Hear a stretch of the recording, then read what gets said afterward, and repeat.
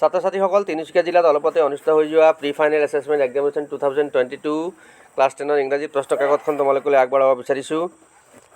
ইয়াৰ আমি prose poetry ছেকশ্যনখিনি ওপৰা-ওপৰিকৈ আলোচনা কৰিম, লগতে গ্ৰামাৰ ছেকশ্যনটো সম্পূৰ্ণৰূপে আমি আলোচনা কৰিম। প্ৰথম প্ৰশ্নবোৰত শব্দ অৰ্থ দিয়া আছে, চলিটেৰী আৰু চেৰিটি বুলি দিয়া আছে। চলিটেৰী বুলি ক'লে নিৰ্জন অৰ্থ বুজায়, ডেজাৰ্টেড বা লনলি বা এলন, যিটো ইয়াত এলন দিয়া আছে এইটো হ'ব। আৰু চেৰিটি বুলি ক'লে আনক উপকাৰ কৰা, পৰোপকাৰিতাৰ কাম বুজাব। ইয়াত অপশ্যনবোৰ চালে আমি কাইণ্ডনেছটো আমি সঠিক পাম, গতিকে কাইণ্ডনেছ হ'ব।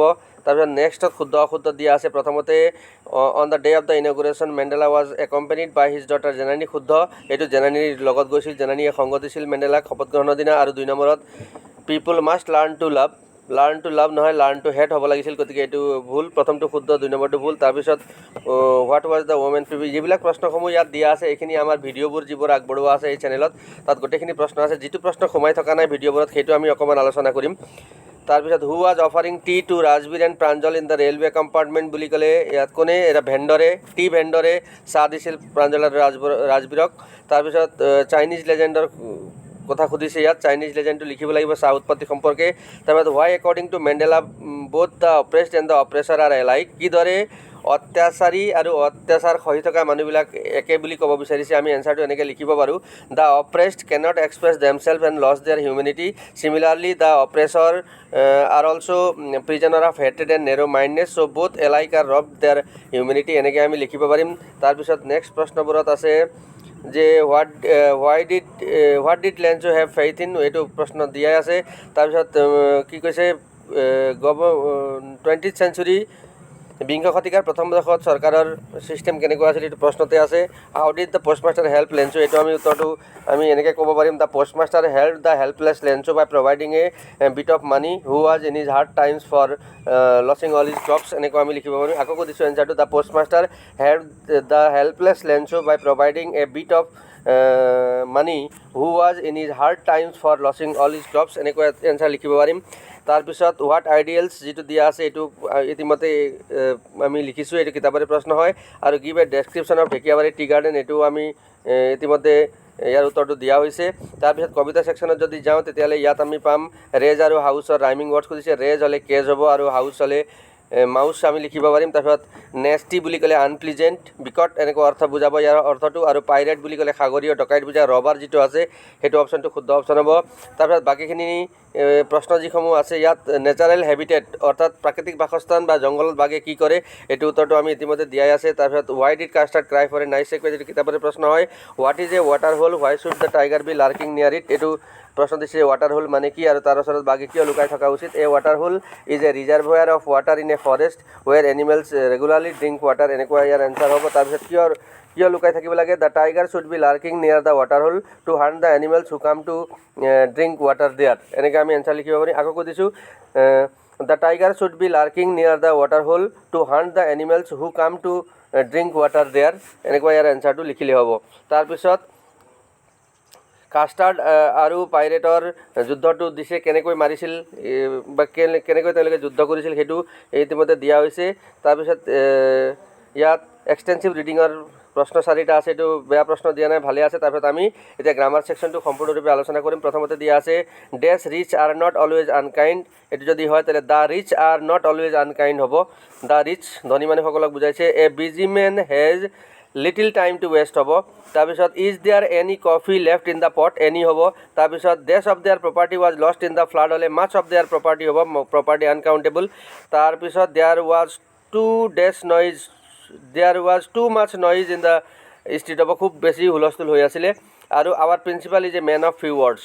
তাৰপিছত প্ৰিপ'জিশ্যনত যদি যাওঁ, the train is bound for India, Assam is rich in minerals, আৰু the cow lives in grass.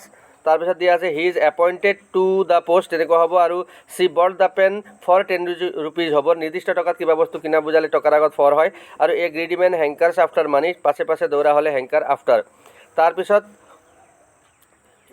Correct tense form লিখিবলৈ দিছে, ব্ৰেকেটত ভাৱ দিয়া আছে। He stay here until you return, আনটিলৰ পিছত you return simple present tense আছে, গতিকে আগৰটো হি উইল ষ্টে হ'ব। আৰু they live in Delhi for 10 years হ'লে এইটো প্ৰেজেণ্ট পাৰফেক্ট কণ্টিনিউৱাছ হ'ব, দে হেভ বিন লিভিং। তাৰপিছত নেৰেশ্যন দিয়া আছে, the teacher said to us don't run in the sun, সূৰ্যৰ পোহৰত নদৌৰিবা বুলি শিক্ষকে আমাক কৈছিল, এইটো উপদেশ দিছিল। গতিকে the teacher advised us, don't হ'লে নট টু লিখিম, the teacher advised us not to run in the sun. আৰু she asked me why the teacher had punished me, এইটো ইনডাইৰেক্টত দিয়া আছে। এনচাৰটো হ'ব she said to me, comma উৰ্ধ কমা আৰম্ভ, why did the teacher punish you, question sign inverted comma শেষ কৰিম। তাত ভইচ দিয়া আছে, I have lost my English text book, এইটো প্ৰেজেণ্ট পাৰফেক্ট টেন্সৰ এক্টিভ ভইচ আছে। My English text book has been lost, by me নিলিখিলেও হ'ব, কিয়নো মোৰ কিতাপ যেতিয়া মই হেৰাম, গতিকে বাই মি নিলিখিলেও চলিব। তাৰপিছত next, the stage was decorated by the children, was decorated যিহেতু দিয়া আছে চিম্পল পাষ্ট টেন্সৰ পেচিভ ভইচ হয় এইটো, গতিকে the children decorated the stage. তাৰপিছত কম্বাইনেশ্যন কৰিবলৈ দিয়া আছে, the earth is round we can prove it, we can prove that, the earth is round হ'ব। আৰু the boy is not brave, the boy is not intelligent হ'লে the boy is neither brave নৰ intelligent. তাৰপাছত correct alternative বাচিব দিছে, C refuse two accept মাই advice, দুটা দিয়া আছে। একচেপ্ট, প্ৰথমটো একচেপ্ট মানে বাদে অৰ্থ বুজাব, 2 নম্বৰটোৱে গ্ৰহণ কৰা অৰ্থ বুজাব। তাই মোৰ উপদেশ গ্ৰহণ কৰিবলৈ অমান্তি হৈছিল এনেকুৱা বুজাইছে, গতিকে এইটো ACCEPT, এইটো একচেপ্ট হ'ব 2 নম্বৰটো। আৰু mister John will come to Guwahati recently, shortly হ'লে ভৱিষ্যৎ কালত অনতি পলমে বা সোনকালে কিবা এটা কাম হ'ব বুজালে আমি শ্বৰ্টলি ব্যৱহাৰ কৰোঁ, গতিকে mister John will come to Guwahati shortly. তাৰপিছত বাক্য ৰচনা কৰিবলৈ দিছে, গিভ আপ বুলি ক'লে ত্যাগ কৰা, give up your bad habits এনেকুৱা। ডিল ইন বুলি ক'লে he deals in tea, run over বুলি ক'লে চেপা বা ওপৰেদি যোৱা, the car ran over the dog. আৰু লুক ফৰ মানে বিচৰা, I am looking for a job. তাৰপিছত চেণ্টেঞ্চ কাৰেকশ্যন কৰিবলৈ দিছে, let us here is speech, আমি তেওঁৰ বক্তৃতা শুনোৱাক বুলি ক'লে এইটো হিয়াৰ নহ'ব, লিচেন টু লিখিম। উই নিড চাম ফাৰ্নিচাৰ্ছ, ফাৰ্নিচাৰ আনকাউণ্টেবল হয়, গতিকে বহু বচন নহয়, ফাৰ্নিচাৰ মাত্ৰ হ'ব। তাৰপিছত he knows to drive a motor car হ'লে he knows how to drive a motor car হ'ব। আৰু চি ৱৰ্কছ ভেৰি হাৰ্ডলি হ'লে চি ৱৰ্কছ ভেৰি হাৰ্ড, তাই কঠোৰ কাম কৰে। তাৰপিছত ট্ৰেঞ্চলেশ্যন কৰিবলৈ দিছে, নাগৰিকসকল দেশ এখনৰ সম্পদ, citizens are asset of a country, citizens are asset বা ৱেল্থ অফ এ কাণ্ট্ৰি এনেকুৱা হ'ব। দেশখনৰ উন্নতি তেওঁলোকৰ ওপৰত নিৰ্ভৰ কৰে, the development of the country depends on them এনেকুৱা হ'ব। এই ক্ষেত্ৰত ছাত্ৰ ছাত্ৰীসকলে সহজ অভ্যাস কৰা উচিত। In this regard students should practise good habits এনেকুৱা হ'ব, বা প্ৰেক্টাইজ নিলিখি অভ্যাস গঢ়াৰ ক্ষেত্ৰত আমি কাল্টিভেটো ব্যৱহাৰ কৰিব পাৰিম। In this regards students should cultivate good habits এনেকৈ লিখিব পাৰিম, তেতিয়াহে তেওঁলোকে ভৱিষ্যতে শুনাৰ হ'ব পাৰিব।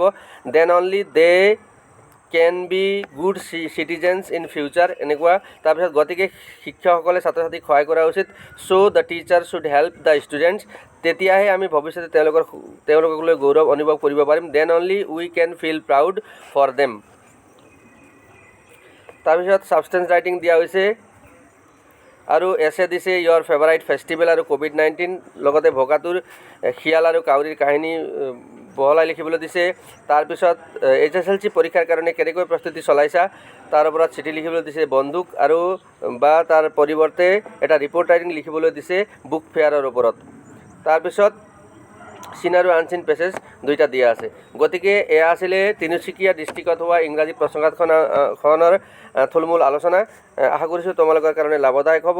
ইয়াৰ কুৱেশ্যন পেপাৰটো PDF লিংকত ডেছক্ৰিপশ্যনত দিয়া হৈছে। গতিকে আজিলৈ সামৰিলোঁ, ধন্যবাদ।